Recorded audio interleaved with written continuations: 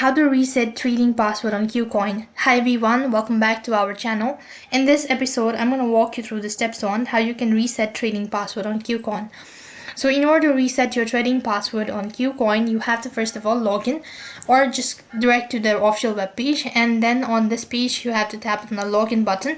For that you need to enter in the credential, that is your username, email address or a phone number, and as per the password field, go ahead and tap on forgot password located right at the bottom. And as you do that, you'll be able to see this option as enter in the email so that a verification code can be sent. Type in the email that is registered to your KuCoin account and enter in the verification code and click the submit button. If the information seems to be valid enough, then you'll be able to reset your password.